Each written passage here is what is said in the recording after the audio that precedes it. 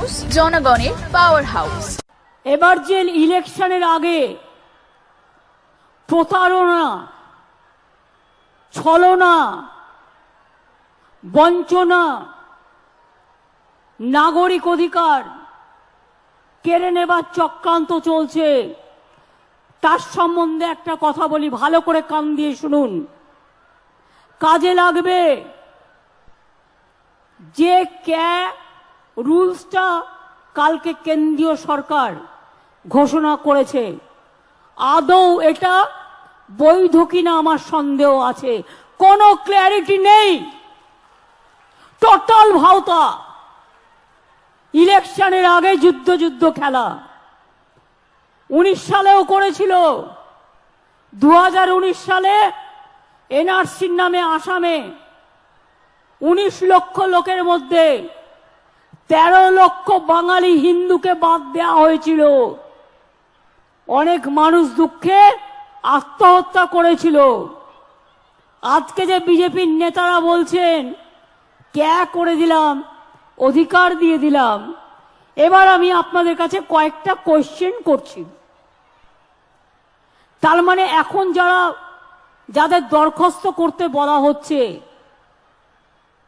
তার মানে তারা যেই দরখাস্ত করবেন সঙ্গে সঙ্গে তারা নাগরিক থাকা সত্ত্বেও আপনারা বেআইনি অনুপ্রবেশকারী হয়ে যাবেন। তাহলে আপনাদের সম্পত্তি কি হবে, আপনাদের চাকরি বাকরি কি হবে, আপনাদের ছেলে মেয়েদের পড়াশুনো কি হবে, সবটাই বেআইনি ডিক্লেয়ার হয়ে যাবে। আপনাদের কোনো অধিকার থাকবে না। এটা অধিকার কারার খেলা। যখন আমরা লুডো খেলি দেখেন তো, আমরা ছক্কা মারলে গুটি খোলে। এটা হচ্ছে বিজেপির লুডো খেলার ছক্কা। রাজনীতির আগে ভাবছে আমি করলাম ছক্কা, অ্যাকচুয়াল কিন্তু ওটা হচ্ছে পুট, অর্থাৎ শূন্য। নিট রেজাল্ট হচ্ছে 0। শুধু তাই নয়, আপনারা যেই দরখাস্ত করবেন আপনাদের সব নাগরিকত্ব ক্যান্সেল করে দিয়ে, সব অধিকার ক্যান্সেল করে দিয়ে, এটা এনআরসির সাথে কানেক্টেড মনে রাখবেন, আপনাদের ডিটেনশন ক্যাম্পে নিয়ে চলে যাওয়া হবে। এই দরখাস্ত করবার আগে বারবার ভাববেন, একবার নয় 1000 বার, আমরা মানছি না, আমরা মানব না। একটা মানুষ যদি অধিকার পায় আমি খুশি হব, কিন্তু একটা মানুষ যদি বঞ্চিত হয় তার সামনে দাঁড়িয়ে আমি তাকে শেল্টার দেবো। বাংলা থেকে বিতাড়িত কাউকে আমি করতে দেব না। ধর্মবিদ্বেষ মানি না, বর্ণবিদ্বেষ মানি না, ভাগাভাগি মানি না, ভাগাভাগি মানি না।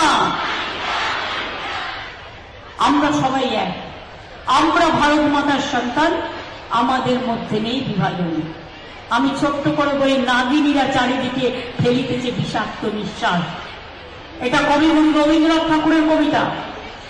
নাগিনীরা চারিদিকে ফেলিতেছে বিষাক্ত নিঃশ্বাস, শান্তির ললিত বাণী শুনাইবে ব্যর্থ পরিহাস। বিদায় নেওয়ার আগে তাই দাগ দিয়ে যায়, দানবের সাথে যারা সংগ্রামের তরে প্রস্তুত হতেছে ঘরে ঘরে। প্রস্তুত হন, তৈরি হন, জোট বাঁধুন, ঐক্যবদ্ধ হন, কোন ভাওতায় পা দেবেন না, তাহলে একুল উকুল দুটোই যাবে। মনে রাখবেন, আপনারা নাগরিক, আপনারা নাগরিক, আপনারা নাগরিক, আপনারা কেউ বেআইনি নয়, এটা মাথায় রাখবেন। দেখুন, হাজার হাজার লক্ষ লক্ষ শরণার্থী যারা উদ্বাস্তু হয়ে এই দেশে আসতে বাধ্য হয়েছে, তাদের বহুদিনের কষ্ট দুঃখ লাঘব হলো। তারা আগামী দিনে এই সিএর মাধ্যমে তারা নাগরিকত্ব পাবে এবং তাদের যে এই অশান্তি, সারা জীবন সবসময় ভয়, কোন দিন আমাকে ধরে, কোন দিন আমাকে ধরে, আমার নাগরিকত্ব বাতিল হয়ে যায়, এই যে চিন্তা, এই চিন্তার হাত থেকে তারা মুক্তি লাভ করবে এবং এই লক্ষাধিক মানুষ, আমি বলবো যা হিসেব আসছে কোটির উপরে হয়ে যাবে হয়তো, তারা আগামী দিনে উপযুক্ত সম্মান পাবে। তাদের এই দেশের ওপর তাদের অধিকার আছে, আমাদের যতটা অধিকার আছে তাদেরও ততটা অধিকার আছে এবং সেই অধিকারকে স্থাপন করলেন মাননীয় প্রধানমন্ত্রী নরেন্দ্র মোদী এবং মাননীয় গৃহমন্ত্রী অমিত শাহজি সেজন্য তাদের দুজনকে বারবার ধন্যবাদ জানাই।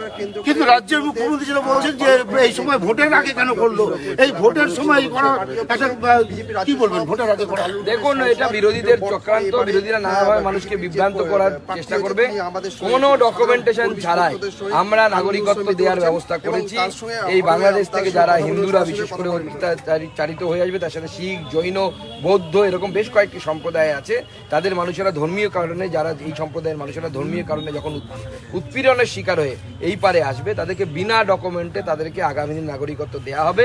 এবং সেই নাগরিকত্ব দেওয়া হবে 14 সালের আগে। তারা যে ডেট বলবে, যে ডেট থেকে তারা বলবে যে এসেছিল, কেউ বলবে আমি 2000 সাল থেকে এসেছি, সেই দিন থেকে তাদের নাগরিকত্ব দেওয়া হবে। শুধু তাই নয়, তারপরে এসে হয়তো অনেকে ভোটার কার্ড করে ফেলেছে, অনেকে আধার কার্ড করে ফেলেছে, অনেকে চাকরিও করছে, তাদের সমস্ত কিছু সেই দিন থেকে বৈধ হয়ে যাবে। অর্থাৎ চাকরি, জমি, জায়গা, বাড়ি, গাড়ি যা কিনেছেন সমস্ত কিছু সেই পুরনো ডেট থেকে বৈধ হয়ে গেল এবং তারা ভারতবর্ষের বৈধ নাগরিক হয়ে গেল।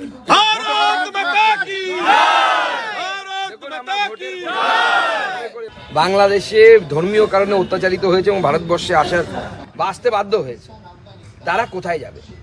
যে ধর্মীয় ব্যক্তিটি ধর্মীয় কারণে, যে হিন্দু বাংলাদেশের মাটিতে দেখেছে যে তার মেয়েকে অপহরণ করে নিয়ে যাওয়া হয়েছে দিনের আলোয়, তারপর তাকে ধর্ষণ করা হয়েছে, জোর করে বিয়ে করা হয়েছে, নিকাহ করা হয়েছে এবং তাকে ধর্মান্তরিত করা হয়েছে, সেই হিন্দুর যার জায়গা নেই, তার একটাই জায়গা পশ্চিমবঙ্গে, এবং সে পশ্চিমবঙ্গে আসবে, এসেছে এবং নাগরিকত্ব পাবে।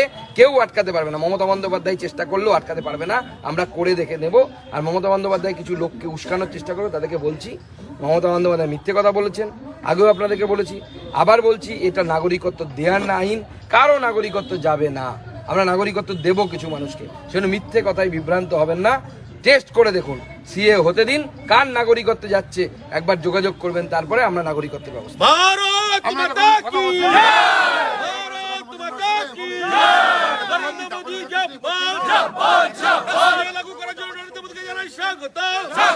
এবং সিএর এই রুলস রেগুলেশন চালু হওয়ার পর থেকেই যারা নাগরিকত্ব চান, সেই উদ্বাস্তু সম্প্রদায়ের মানুষেরা তারা অনলাইনে নাগরিকত্বের আবেদন করতে পারবেন এবং তাদের এতদিনের স্বপ্ন সফল হবে। বহু মানুষ অত্যাচারিত হয়ে বাংলাদেশ থেকে এপারে আসতে বাধ্য হয়েছে, কেউ শখে আসেনি, বাধ্য হয়ে এসেছে, এবং যারা বাধ্য হয়ে এসেছে তাদের প্রত্যেককে নাগরিকত্ব দেওয়া হবে। এবং যেদিন বলবেন যারা এসেছেন, তারা বলবেন কেউ 95 সাল থেকে এসেছি, কেউ বললো 96 সাল থেকে এসেছি, কেউ বললো 2000 সাল থেকে এসেছি, সেই ডেট থেকে, সেদিন থেকে তাদেরকে নাগরিকত্ব দেওয়া হবে। এবং সেদিন থেকে তারপরে তারা আধার কার্ড, ভোটার কার্ড, যে যা করেছে, চাকরি, বাড়ি, গাড়ি, সমস্ত কিছু বৈধ হিসেবে গণ্য করা হবে। তা বর্তমানে তাহলে পরে বর্তমান রাজ্য সরকার বা তৃণমূল সরকার বিভিন্ন ধরনের এই বিভিন্ন উস্কানিমূলক যে বলছেন আপনি, বিভিন্ন ধরনের উস্কানিমূলক সাধারণ মানুষ বোঝানোর চেষ্টা করছেন, এই বিষয়ে কি বলবেন আপনি? মুখ্যমন্ত্রী 21-এর আগে এই সিএ কে ব্যবহার করেছিল এবং সাম্প্রদায়িক উস্কানি দিয়ে ট্রেন পোড়ানো, স্টেশন ভাঙা এইসব করিয়েছিল। সেদিন মুখ্যমন্ত্রী বলেছিলেন যে সিএ চালু হলে নাকি কিছু মানুষের নাকি নাগরিকত্ব চলে যাবে। আজকে আমি তাদেরকে, সেই সংখ্যালঘু ভাইদেরকে, বোনেদেরকে আমি বলবো যে আপনারা মমতা বন্দ্যোপাধ্যায়ের কথা শুনেছেন, এবার সুকান্ত মজুমদারের কথা শুনুন। আমি বলছি সিএ এর ফলে একজনেরও নাগরিকত্ব যাবে না। আপনারা টেস্ট করে দেখুন, আগে লেখা থাকতো প্রোডাক্টের গায়ে পরীক্ষা প্রার্থনীয়, তো পরীক্ষা করে দেখুন। কাক বা চিল কান নিয়ে গেছে বলে চিলের পেছনে দৌড়তে শুরু করলে কান কানের জায়গাতেই আছে। এইরকম মিথ্যা প্রচারে বিভ্রান্ত হবেন না। এই মমতা বন্দ্যোপাধ্যায়ের লোকেরা মিথ্যা উস্কানি দিয়ে আপনাদেরকে ভুল বোঝাবে। কারো নাগরিকত্ব যাবে না। কিছু মানুষ যারা অত্যাচারিত হয়ে এসেছে এই পারে, বাধ্য হয়েছে, তারা নাগরিকত্ব